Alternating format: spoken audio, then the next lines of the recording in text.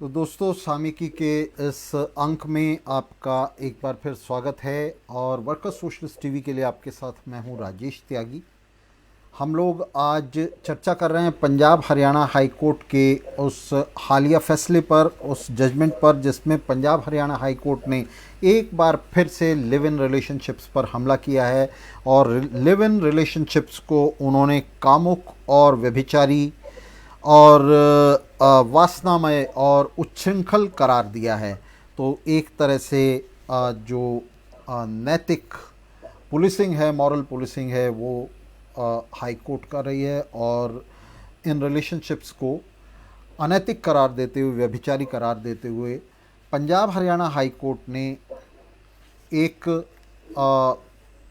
पुरुष और एक महिला जो उसके सामने याचिकाकर्ता थे, जिन्होंने पंजाब हरियाणा हाई कोर्ट से अपने जीवन के लिए संरक्षण मांगा था।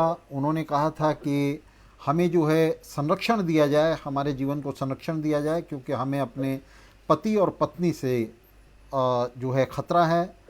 दोनों याचिकाकर्ता विवाहित थे और वे लिव इन में रह रहे थे। उन्होंने कहा कि हमें अपने पति और पत्नी से ख़तरा है। तो उनको संरक्षण देने से मना करते हुए पंजाब हरियाणा हाई कोर्ट ने, पंजाब हरियाणा हाई कोर्ट के जस्टिस अरविंद सिंह सांगवान ने ये टिप्पणी की है कि वे कामुक और व्यभिचारी जीवन जी रहे हैं और इसलिए उनके जीवन को संरक्षित नहीं किया जा सकता, उन्हें संरक्षण नहीं दिया जा सकता। तो ये अपने आप में इसका जो कानूनी पहलू है, इसका जो सामाजिक पहलू है, उस पर हम लोग बात करेंगे। और इस पर चर्चा के लिए हमारे साथ आज स्टूडियो में हमारे विशेष अतिथि साथी असद अलवी जी हैं। उनसे आप अच्छी तरह परिचित हैं। असद भाई, आपका बहुत बहुत स्वागत है। शुक्रिया।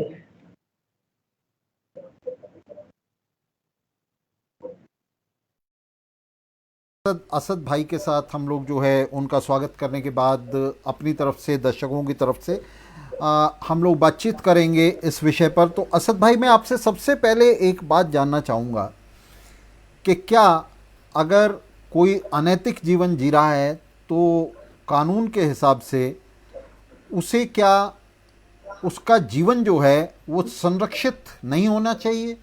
क्या पुलिस की, अदालतों की और कानूनी संस्थाओं की ये जिम्मेदारी नहीं है कि वो तमाम नागरिकों के जीवन को जो है संरक्षित करें? और अनैतिक जीवन तो दूर की बात है, क्या अपराधी जिसको किसी अपराध में पकड़ा गया है, गैरकानूनी किसी काम में पकड़ा गया है, क्या उसके लिए भी ये जो जीवन का अधिकार है, क्या ये मौलिक अधिकार नहीं है संविधान के हिसाब से? तो मैं आपसे जानना चाहूँगा कि इसमें वस्तु स्थिति क्या है का। बहुत बहुत शुक्रिया राजेश भाई। हम इस कानूनी चर्चा को बार बार मैं आपके साथ ज्वाइन करता हूं और जब भी ऐसा कोई इशू होता है तो आप हमेशा मुझे मदऊ करते हैं, उसके लिए बहुत शुक्रगुजार हूं। बड़ा पेचीदा मसला है आज जिस पे आप और हम बात कर रहे हैं, लेकिन जहां तक ये संरक्षण की बात है, क्या हम जितनी जेलें हैं उनमें संरक्षण नहीं देते? वहां तो सारे लोग क्रिमिनल हैं। क्या हमने जो ये टेररिस्ट लोग हैं, जो कसाब और अफजल जिन्हें फांसी लगी, उससे पहले उनके जीवन को संरक्षण नहीं दिया गया? क्या ऐसे ये जो संरक्षण है, ये तो आपका जो मॉरल वैल्यूज है वो अलग है और जो संरक्षण है वो बात अलग है। हर आदमी के जीवन का संरक्षण देना, इसमें तो आपको कुछ जाता ही नहीं है, ये तो बिल्कुल ही बगैर पैसे की एक चीज है।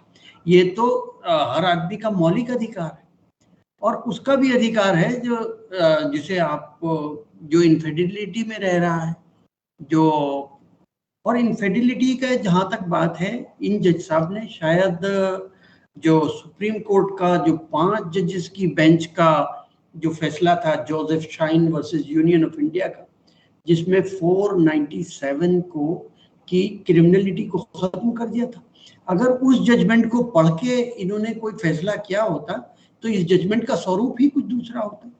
वहां तो जो जजमेंट की शुरुआत की गई है वो कॉन्स्टिट्यूशन के वर्डिंग से की गई है। उन्होंने कहा कि जो कॉन्स्टिट्यूशन है वो एक हमें ये, उन्होंने पूरी तरह से जो इनफिडिलिटी में जो जो लिव इन रिलेशनशिप है, जो एडल्ट्री है, उसे प्रोटेक्ट करने की बात कही है और 5 जजेस ने कही है। और रिव्यू में फिर उसको एक बार एसएलपी के अंदर उनको ये 497 को खत्म किया गया।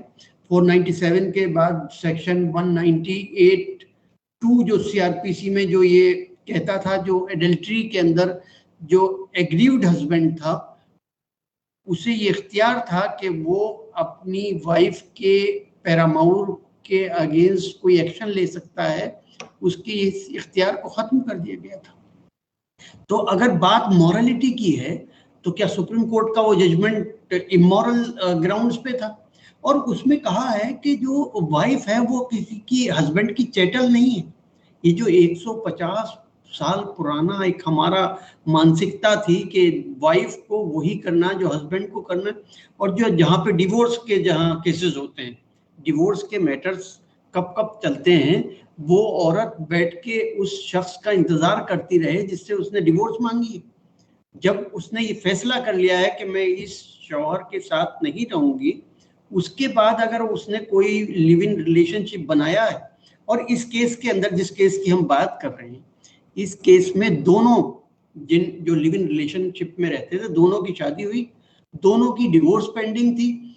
तो डिवोर्स कोर्ट नहीं देता वो एक दूसरी बात है, लेकिन मानसिक तौर पे उन लोगों ने अपने पहले जो पार्टनर्स थे उनसे अपने आप को अलग असद भाई, आपने बहुत ही बढ़िया बात ये रखी है कि किस तरह से एडल्ट्री का जो ऑफेंस था आईपीसी के अंदर, उसको अदालतों ने ख़त्म कर दिया था। सुप्रीम कोर्ट का फैसला आ गया, उन्होंने लिव इन रिलेशनशिप पर जो है मोहर लगा दी। और ये बात बार बार सुप्रीम कोर्ट ने कही है कि हम किसी सामाजिक नैतिकता की ठेकेदारी नहीं कर रहे हैं, हम उसके ठेकेदार नहीं हैं। सामाजिक नैतिकता अलग चीज़ है और संवैधानिक नैतिकता एक अलग चीज़ है। संविधान की अपनी एक नैतिकता है, कानून की अपनी एक नैतिकता है। तो ये जो मध्य युग से आयात की हुई, उससे उधार ली हुई नैतिकता है, इसको बार बार बहुत सारी अदालतों ने, जिसमें सुप्रीम कोर्ट की भी बेंचेस शामिल हैं, उन्होंने इसके खिलाफ कहा है। इसके बावजूद जुडिशरी के अंदर इस तरह के रिएक्शनरी जो हिस्से हैं वो अभी छुपे हुए हैं। जैसे लेजिस्लेचर के अंदर हैं, उसी तरह से जुडिशरी के अंदर ये प्रतिक्रियावादी हिस्से सक्रिय हैं। और इस मामले में, ये तो आपने बहुत ही बढ़िया बात रखी, थ्योरेटिकल क्वेश्चन मैंने आपसे पूछा था इस मामले में, जिसमें याचिकाकर्ता जो है कविता, उनका नाम है, ये नाम सारी मीडिया ने रिपोर्ट किया है, कविता नाम से याचिकाकर्ता हैं, जो 35 वर्ष की थी।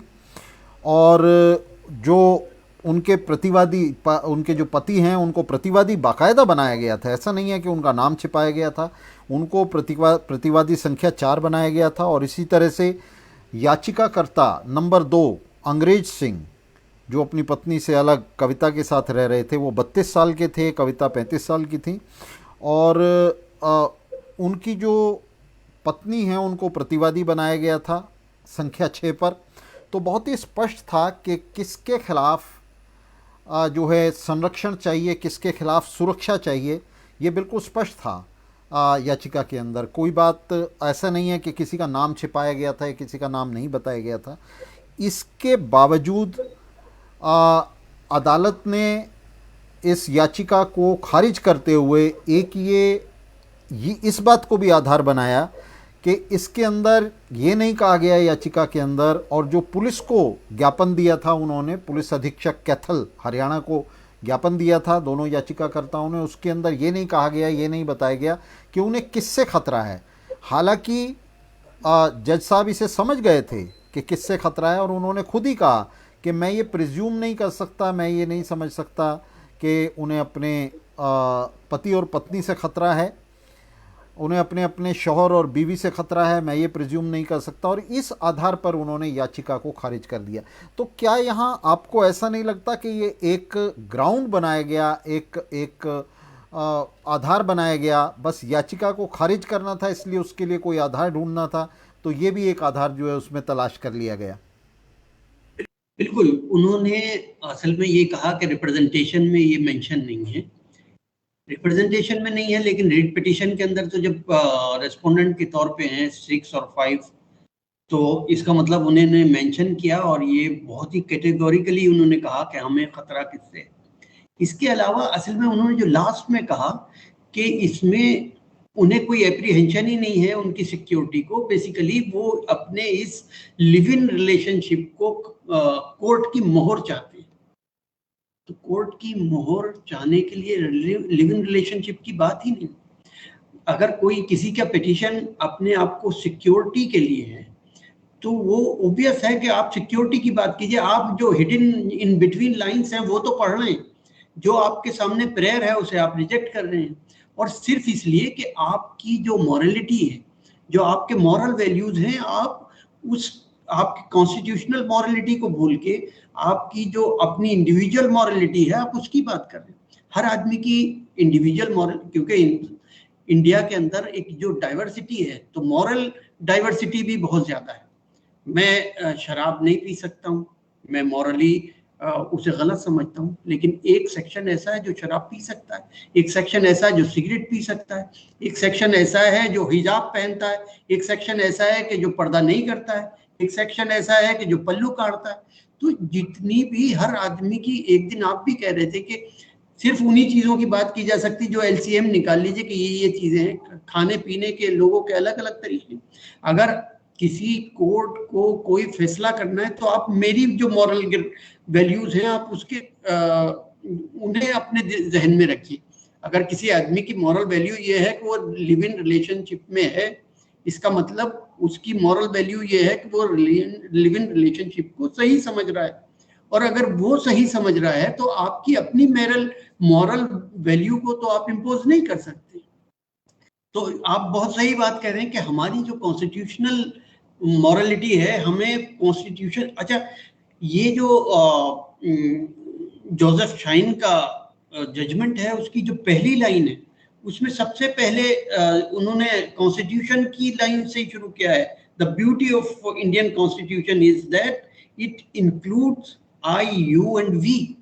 इसका मतलब हर आदमी की मॉरल वैल्यू की बात की जा रही है। मेरी मॉरल आई की अलग है, आपकी अलग है, सब लोगों की अलग है। तो वो अगर इस जजमेंट को पढ़ा होता 5 जजेस के, और सुप्रीम कोर्ट का जो जजमेंट है वो लॉ ऑफ द लैंड है।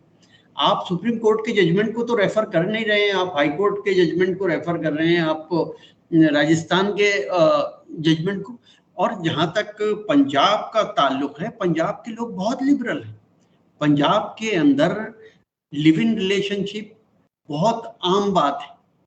तो वहां पे हर आदमी की, भाई ठीक है, जो जिनके रिलीजियस मॉरल वैल्यूज अलग अलग हैं, हमारा रिलीजन इसे अलाउ नहीं करता है। क्रिश्चियनिटी के अंदर जो डिवोर्स का ग्राउंड है वो पहले अकेला ग्राउंड यही था कि अगर एडल्टरी प्रूव हो जाती है तो डिवोर्स हो जाएगी। उसके बाद सब्सिक्वेंटली जो ये दूसरे क्वालिटी और दूसरे ग्राउंड्स जो हैं उनको जजमेंट्स की बेसिस पे उन्हें इंडियन डिवोर्स एक्ट के अंदर इंक्लूड किया गया है। बहुत तो अच्छी, बहुत बढ़िया बात रखी है ये कि और भारत में ही नहीं, दुनिया भर में ये जो मॉरलिटी का मामला है, ये जो जीवन पद्धति का मामला है, क्या खाना है, क्या पहनना है, कैसे रहना है, आपकी सेक्सुअल रिलेशनशिप्स कैसी हो, फिजिकल रिलेशनशिप्स कैसे हो, सोशल रिलेशनशिप्स कैसी हो, ये आपका निजी मामला है। और ये पर्सन टू पर्सन वेरी करता है, कम्युनिटी टू कम्युनिटी वेरी करता है, रीजन टू रीजन वेरी करता है, रिलीजन टू रिलीजन वेरी करता है। तो ये इसमें बहुत सारी ये बड़ा विवरण है, बहुत ही ये डाइवर्सिफाइड है। और इसके अंदर ये बात बिल्कुल स्पष्ट लग रही कि जज साहब की अपनी जो एक रिएक्शनरी मॉरलिटी है मध्य युग से, मुझे लगता है कि वो उसको जो है इंपोर्ट कर रहे हैं, उसको वो थोप रहे हैं, जबरन थोप रहे हैं। और ये जो थोपना है, इसको थोपते हुए वे संविधान को, कानून को, उनको तो ताक पर रख ही रहे हैं। साथ ही सुप्रीम कोर्ट का जो जजमेंट है, आपने जिक्र किया कि जोसेफिन के मामले में जो सुप्रीम कोर्ट का जजमेंट है उसके प्रति भी वो जानबूझकर यहाँ आँख मूंद रहे हैं और इन पर याचिकाकर्ताओं को संरक्षण देने के बजाय उन पर आरोप लगा रहे हैं कि वो कामुक और व्यभिचारी हैं। वो एक तरह से उन्हें एब्यूज़ कर रहे हैं, उन्हें गाली दे रहे हैं याचिकाकर्ताओं को। तो यहाँ बड़ा महत्वपूर्ण बात आपने एक और कही है, आपने बहुत ही बढ़िया बात कही है। आपने कहा कि भाई एक महिला है और वो नहीं रहना चाहती है अपने पति के साथ, उसने तलाक के लिए अप्लाई कर दिया है, तो क्या अब वो 10-20 साल जो है ये वेट करे कि उसे जो है तलाक मिले, तलाक की अपील खारिज हो सुप्रीम कोर्ट तक, और तब जा कर के वो जो है शादी करे? तो उसकी तो जो पूरी उसका जो यौवन है, उसकी जो जवानी है, वो तो पूरी इसी में निकल जाएगी। तो ये बहुत ही बढ़िया आपने पहलू जो है इसके अंदर उकेरा है। और ये जो ये देखिए, आप एक मामला तो ये हुआ इसमें, जो अदालत ने कहा कि भी उसने किसी का नाम नहीं लिया है ज्ञापन के अंदर, जो पुलिस को ज्ञापन दिया है उसके अंदर किसी का नाम नहीं लिया। दूसरा, उन्होंने कहा कि तलाक की जो याचिका, उसकी कॉपी लगाई थी उसने अपनी डाइवोर्स पिटीशन की, उसके अंदर तारीख और नंबर नहीं लिखा था, उसकी डेट और नंबर नहीं लिखा था, उसको भी आधार बना लिया। तो क्या ये जो दोनों आधार बनाए हैं साथ में इसको डिसमिस करने के, टेक्निकल आधार, हाइपर टेक्निकल आधार बनाए हैं, क्या ये बिल्कुल स्पष्ट नहीं लगता कि जज साहब ने बस ये एक बहाना ढूंढा है? बिल्कुल बिल्कुल बिल्कुल, मुझे भी यही लगता है कि आपको अगर डिसमिस करना है तो आप कुछ भी आधार बना देंगे। और मुझे लगता है कि अगर वो स्पीकिंग ऑर्डर ना देके सिर्फ उनके जहन में ये था कि ये मॉरल ग्राउंड्स इसके उनकी उनकी अपनी मॉरलिटी के अगेंस्ट हैं और वो डिसमिस करना चाहते हैं, डिसमिस कर दें। आप सही कह रहे हैं कि आप कोर्ट जजमेंट्स में जो पिटिशनर्स आते हैं उन्हें अब्यूज नहीं कर सकते। आप उन्हें ही, जो विक्टिम बन के आता है, आप उसी को कहें कि नहीं भाई आप ही व्यभिचारी हैं, आप ही अडल्ट्री कर रहे हैं, आप इनफिडेलिटी में रह रहे हैं और ये हमारे मॉरलिटी के खिलाफ है और आप इसको मोहर लगवाना चाहते हैं। तो इसे तो मोहर लगी हुई है, सुप्रीम कोर्ट की मोहर लगी हुई है कि जो 497 के एबॉलिशन के बाद और 198(2) सीआरपीसी के एबॉलिशन के बाद वो उसको तो मोहर, और उससे अलावा एलबीजीटी, गे और लेस्बियंस को जब सुप्रीम कोर्ट रिकॉग्नाइज कर रहा है, तो बेसिक बात यह है कि सुप्रीम कोर्ट ने ये रिकॉग्नाइज किया है कि अगर दो अडल्ट, शादीशुदा, गैर शादीशुदा और अडल्ट हैं, तो वो अगर किसी रिलेशनशिप में रहते हैं तो उसे कोई क्वेश्चन नहीं कर सकता है। तो बेसिक जो सुप्रीम कोर्ट का कहने का मकसद ये, उसने एलबीजीटी कम्युनिटी को जो पूरा एक इतना बड़ा जजमेंट आया था, उसमें मेन यही था कि आप दो एडल्ट की, चूंकि उसमें उस वक्त सोडोमी और ये सारे जो एक ऑफेंस है उसको एबॉलिश किया गया, तो कंसेंट को वहां पे उसकी इम्पोर्टेंस मानी गई है।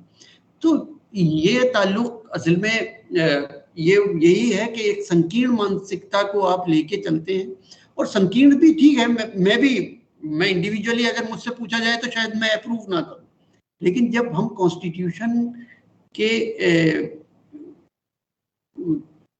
कॉन्स्टिट्यूशन के उसमें देखते हैं कि कॉन्स्टिट्यूशन हमें क्या कहता है, कॉन्स्टिट्यूशन हमें इस बारे में कि हमारे कॉन्स्टिट्यूशनल राइट क्या है, फंडामेंटल राइट क्या है, और सुप्रीम कोर्ट के जजमेंट ने क्या कहा है, तो हमारे फैसले उसी में होने चाहिए। कहूँगा कि किन परिस्थितियों में वो लोग साथ रह रहे हैं, किन परिस्थितियों में उन्होंने अपने पति पत्नी से अलग रहने का फैसला किया, ये दरअसल वही लोग जानते हैं। इसको हम, आप, अदालत, कोई नहीं जान सकता। इसकी जो न्यूएंसेस हैं ये वही लोग जानते पहचानते हैं। उन्होंने अगर अपना एक फ़ैसला लिया अपनी ज़िंदगी के लिए तो ये उनका फ़ैसला है।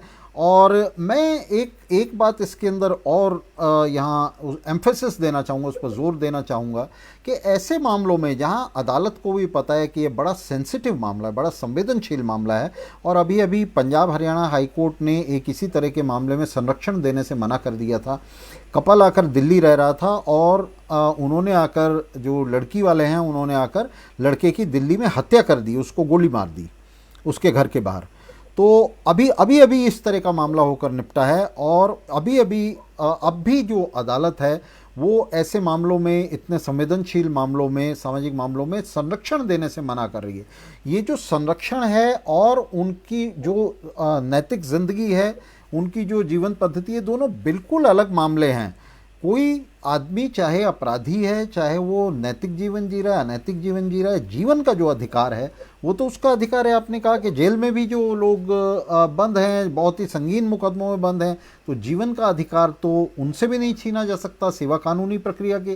तो यहाँ क्या आपको ये नहीं लगता, अलवी साहब, मैं आपसे जानना चाहता हूँ क्या आपको ये नहीं लगता कि यहाँ जो अदालतें हैं इस तरह की संरक्षण याचिका को खारिज करते हुए और इन लोगों को कामुक और व्यभिचारी बताते हुए, आपको नहीं लगता कि वास्तव में वो ये कह रहे हैं कि इन लोगों को मर ही जाना चाहिए, और जिन लोगों से इनको खतरा है उनको एक तरह का लाइसेंस कोर्ट दे रही है ये याचिका खारिज करके, और दरअसल अदालत इस बात पर मोहर लगा रही है कि इन लोगों को जीने का अधिकार नहीं है। तो आप इसको कैसे देखते हैं अलवी साहब? बिल्कुल बिल्कुल आप सही कह रहे हैं कि अगर संरक्षण नहीं दिया जाएगा ऐसे शख्स को, क्योंकि ये बात बहुत, जहाँ पे मैट्रिमोनियल डिस्प्यूट्स होते हैं, ब्रोकन मैरिजेस की बात होती है, वहाँ पे दुश्मनी भी बहुत पक्की होती है। और कौन आदमी दुश्मनी की किस हद तक जा सकता है? अगर किसी आदमी को ये एप्रीहेंशन है, जब तक उस पर कोई अटैक ना हो वो पक्का तो कह नहीं सकता है कि नहीं यही अटैक होगा, मर्डर होगा या किसी उसे हार्म किया जाएगा। कोर्ट अगर कोई आ रहा है तो इसका मतलब ये है कि उसका ये जो बिलीफ है कि उसको साथ कोई अन्याय हो सकता है, उसको कोई किसी तरीके से हार्म या डैमेज हो सकता है, तो उसको संरक्षण की आवश्यकता है। और कोर्ट अगर संरक्षण नहीं देता है, ये तो बिल्कुल ऐसा ही है कि कोई हॉस्पिटल जाए और मरीज से कह दिया जाए कि नहीं भाई आप तो एडल्ट्री में रहते हैं इसलिए आपका तो इलाज ही नहीं होगा। ये तो ऐसी सेवा है इस वक्त कोर्ट में, रिट का मकसद ही है, ये तो एक्स्ट्रा ऑर्डिनरी जुरिडिक्शन है कि आप सारी बात छोड़ के आप संरक्षण देते हैं। हीबियस कॉर्पस के रिट्स होते हैं वो इसीलिए होते हैं कि किसी आदमी का अगर अगवा हो गया है, गुमशुदा है, लापता है, तो उसे सबसे पहले पुलिस तलाश करे, इसीलिए कि उसकी जिंदगी को खतरा है, वो किन हालात में रह रहा है, कहाँ है, ये पुलिस की ड्यूटी हो जाती है। तो पुलिस को आप अगर ये डायरेक्शन देते हैं कि भाई इन्हें संरक्षण दें, या जो रिस्पोंडेंट है उनसे कहें कि आप इन्हें हार्म नहीं करेंगे, ठीक है, ये किसी भी तरीके से रह रहे हैं, ये बात का फैसला है। और सिविल राइट हमेशा उस आदमी का अलाइव है। जो ये जोसेफ शाइन का केस है उसमें ये बात मेंशन है कि इसका जो है क्रिमिनल एस्पेक्ट को खत्म किया जा रहा है, लेकिन अगर किसी को ये पक्का पता है कि ये आदमी एडल्ट्री में रह रहा है तो उसके डिवोर्स के ग्राउंड है। तो जब ये एक्स्ट्रा ऑर्डिनरी जुरिडिक्शन था और उनके सामने ये आ गया था कि ये ग्राउंड है, तो मेरे ख्याल में तो अगर अच्छा जजमेंट होता तो ये होता कि भाई आप लोगों की मैरिज भी डिसॉल्व की जाती है, क्योंकि अब ये मैरिज चल नहीं सकती है।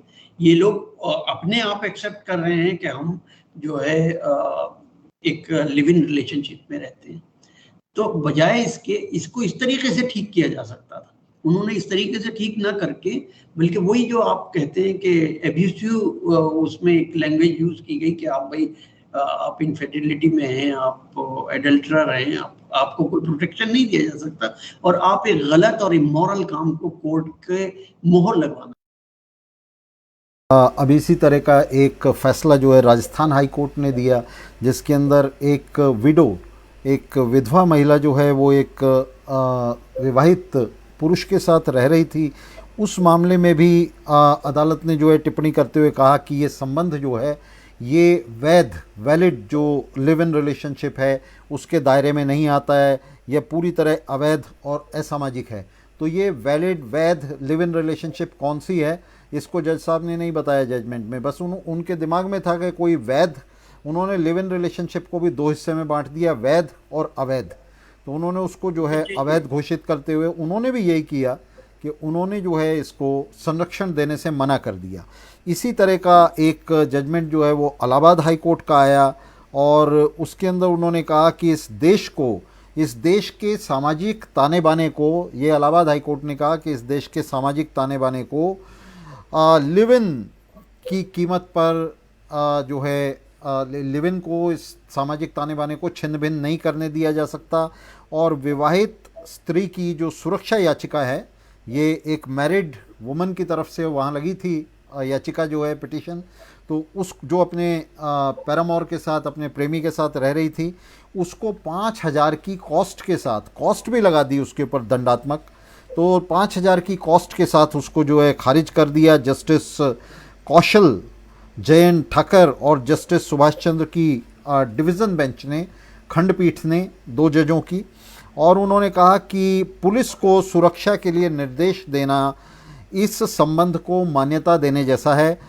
अगर अदालत ने पंजाब लेकिन उन्होंने क्या कहा, उन्होंने कहा कि पंजाब हरियाणा हाई कोर्ट ने इस रिलेशनशिप को जो गैर कानूनी कहा है तो उसे हम नहीं मानते, लेकिन इसके बावजूद ये संरक्षण देने से मना कर दिया और 5,000 रुपये की कॉस्ट और लगा दी। तो ये अकेली पंजाब हरियाणा हाई कोर्ट नहीं है, Allahabad high court, Rajasthan high court, इसके बावजूद के सुप्रीम कोर्ट कुछ और कह रही है। इन्हीं कोर्ट्स की जो डिवीज़न बेंचेस हैं, दूसरी बेंचेस हैं, वो कुछ और कह रही हैं। उसके बावजूद कुछ जजेस जो हैं वो अपने प्रिजुडिसेस को, अपने पूर्वाग्रहों को, अपने जो उनके बर्बर और मध्ययुगीन पूर्वाग्रह हैं उनको वे लगातार जो है उस मॉरलिटी को अपनी मैं कहूँगा संविधान के बरक्स कहूँगा कि इस फर्जी मॉरलिटी को संविधान के ऊपर थोप रहे हैं, अदालतों के ऊपर थोप रहे हैं, जनता के ऊपर थोप रहे हैं। तो इसको आप किस तरह से देखते हैं असद भाई? ये बिल्कुल सही कह रहे हैं आप कि ये उनकी अपने परसेप्शंस हैं, अपने वो जो प्री ऑक्युपाइड तरीके से और पूर्वाग्रह से सोचे हुए हैं। और इसमें हमारे लॉ की भी एम्बिगिटी कहीं ना कहीं है कि लिव इन रिलेशनशिप को कहीं हम डिफाइन नहीं करते, लेकिन सुप्रीम कोर्ट का जजमेंट आने के बाद ये बात बहुत क्लियर और साफ हो गई कि लिव इन रिलेशनशिप पे आप उंगली नहीं उठा सकते, क्योंकि 497 की जो क्रिमिनल एंगल है उसको खत्म कर दिया गया और क्रिमिनलिटी खत्म हो गई है। हस्बैंड का जो राइट है, और ये तक कहा कोर्ट ने कि woman is not the chattel of a husband. उसके इससे एक औरत के राइट को कर्टेल होते हैं कि भाई वो एक बार शादी हो गई तो वो उसके अधीन हो गई, उसकी संपत्ति हो गई है, और बिल्कुल वो जो औरत है उसकी गुलामी में रहे, सही करे, उसके साथ रहना चाहे ना रहना चाहे। तो ये जो औरत की अपनी जिंदगी और आज़ादी है उसको कर्टेल करता था 497। और वो होता यही है कि जब ब्रोकन मैरिजेस के अंदर कोई आदमी किसी औरत को कंधा देता है, उसके लिए सिंपैथाइजर होता है, तो उस औरत का उसके प्रति एक अट्रैक्शन हो जाता है। तो अगर हस्बैंड का ये डंडा रहेगा कि नहीं भाई, जो आप एक उसकी वाइफ का पैरामाउर है, हम उसके अगेंस्ट एक क्रिमिनल एक्शन ले सकते हैं, तो कोई आदमी उस आदमी की उस औरत की मदद के लिए नहीं आएगा। तो ये जो मामला है ये औरत की आज़ादी और उसके संरक्षण का भी मामला है। हमारे यहाँ जो एक औरत है वो अभी भी अबला है। वो अगर हस्बैंड से डिवोर्स हो जाती है तो वो सड़क पे आ जाती है, उसके लिए कोई सोशल सिक्योरिटी नहीं है। आप सोशल मॉरल वैल्यूज के नाम पे सोशल सिक्योरिटी नहीं है, उसकी जिंदगी के लिए कोई ऐसे फुल प्रूफ ही नहीं है कि वो अगर हस्बैंड का घर छोड़ के जाएगी। तो यकीनी तौर पे जब एक ब्रोकन मैरिज होती है तो उसे किसी दूसरे जगह की तलाश जरूर होती है। और इसमें औरत और मर्द दोनों की बात है। अगर मर्द को भी घर पे वो सुख नहीं मिल रहा है तो जाहिर है कि, और शादी टूटने वाली है, डिवोर्स के लिए अप्लाई किया हुआ है, तो आप उन्हें कंपेल नहीं कर सकते कि नहीं आप उन्हीं के साथ रहेंगे जिनके साथ आपकी पहली दफा शादी हुई थी। तो ये सारी चीजें जोसेफ शाइन के केस में पूरी ये 105 पेज का जजमेंट है, उसमें बहुत ही स्पष्ट रूप में बहुत सारी बातें कही गई हैं। लेकिन उसके बावजूद भी अगर हाई कोर्ट उन्हें पूरी तरीके से उनको फॉलो नहीं करता है तो ये कायदे में देखा जाए तो कोर्ट की उसकी भी खिलाफ वर्जी होती है, सुप्रीम कोर्ट के जजमेंट की भी। और मॉरल वैल्यूज की बेसिस पे आपका किसी भी रिट पिटीशन को रिजेक्ट कर देना जो है वो तो बिल्कुल मेरे ख्याल में सुप्रीम कोर्ट भी उसे अप्रूव नहीं करेगा। अगर ये मैटर सुप्रीम कोर्ट आएगा तो ये ऑर्डर मुझे लगता है कि सेट असाइड हो जाएगा। और जो जोसेफ शाइन का जजमेंट है वो सिर्फ यही नहीं, पहले 5 जजेस ने दिया, फिर उसके बाद रिव्यू हुआ। रिव्यू में जो पहले चीफ जस्टिस ऑफ इंडिया थे बोबडे, उनकी जगह दीपक मिश्रा की जगह बोबडे आए, तो तभी भी वो जजमेंट जो है सिमिलर रहा, उसमें कहीं कोई फेरबदल नहीं हुआ है।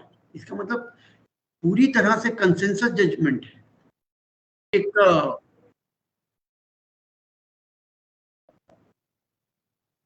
इसमें जो जजेस हैं, खानविलकर साहब थे, आरिफ नरीमान थे, चंचूड़ साहब थे, उन्होंने डिफरेंट डिफरेंट जजमेंट्स में जो औरत की आज़ादी की बात कही है। जो एक दूसरा जजमेंट था, जो ये मुस्लिम वुमेन की सरकमसीजन का एक जजमेंट आया था, उसमें जस्टिस चंचूड़ ने कहा था कि ये एक औरत का अपना हक है, उसके कंट्रोल है कि वो किसके साथ सेक्सुअल रिलेशनशिप बनाएंगी। और उसके अलावा एलबीजीटी का कम्युनिटी का जो जजमेंट आया था, उसमें अलग अलग तौर पे कहा गया। इन सब के बावजूद हम एक खास हिसार के अंदर एक लिमिटेड अंदाज में सोच के और किसी के रिट पिटीशन को डिसमिस कर देते हैं, तो वो लगता है कि सुप्रीम कोर्ट में अगर ये रिट पिटीशन के इस ऑर्डर, इस जजमेंट के अगेंस्ट आएगा तो ये 100% सेट असाइड हो जाएगा। दोस्तों, हम देख सकते हैं कि किस तरह से जो पुराना बूर्जुआ समाज है वो अपनी जड़ों तक गल सड़ कर टूट रहा है। उसकी जो संस्थाएं हैं, वैवाहिक संस्था है, परिवार की संस्था है, वो बिखर रही है। और इस बिखराव को किसी भी तरीके से इसको समेटने के लिए, इसको रोकने के लिए जो पुराने समाज की ताकतें, ख़ासतौर से बूर्जुआजी का जो राज्य है, राज्य की सारी मशीनरी है और उसका एक बड़ा हिस्सा वो लगातार दक्षिण पंथ की तरफ झुकते हुए इस पर काबू रखने के लिए, इसको किसी तरह से जोड़े रखने के लिए, किसी तरह से पुराने समाज को जीवित रखने के लिए वो हाथ पैर मार रहा है, उसके लिए पूरी कोशिश कर रहा है। और ये जो इस तरह के फैसले आ रहे हैं जो पूरी तरह से गैरकानूनी है, असंवैधानिक हैं, अपने ही संविधान के, अपनी संवैधानिक घोषणाओं के खिलाफ हैं, तो ये फैसले इस प्रक्रिया का एक हिस्सा हैं। लेकिन निश्चित रूप से जो समाज की जो ताकतें हैं, पूरा जो आर्थिक जीवन है जो फैल रहा है, सामाजिक जीवन है जो फैल रहा है, उसके सामने निश्चित रूप से ये बहुत प्रयास बौने साबित होंगे। और किसी भी तरह से ये जो आती हुई ये जो नई रिलेशनशिप्स हैं, नए सामाजिक संबंध हैं, इन सामाजिक संबंधों को किसी भी तरह से ये रोक नहीं पाएंगे। इन सामाजिक संबंधों के रास्ते में खड़ी हुई ये दीवारें किसी भी तरह से इन संबंधों पर किसी तरह से अंकुश नहीं लगा पाएंगी, ये बिल्कुल तय है। तो अभी हम साथी अलवी जी से मुखातिब थे, उन्होंने बहुत बढ़िया तरह से इस सारी बात को हमारे सामने रखा। उनका मैं धन्यवाद कर रहा हूँ अपनी तरफ से, फिर धन्यवाद कर रहा हूँ अपनी तरफ से और आप सभी साथियों की तरफ से। और इसके साथ अलवी साहब आपका बहुत बहुत धन्यवाद है, बहुत बहुत शुक्रिया आपका। और इसके साथ आज का ये कार्यक्रम ख़त्म करने की आप सभी साथियों से मैं जो है इसमें इजाज़त चाहता हूँ। तो साथियों, बहुत बहुत धन्यवाद आज के लिए, इस कार्यक्रम में शरीक रहने के लिए, शामिल रहने के लिए बहुत शुक्रिया आप सभी साथियों का।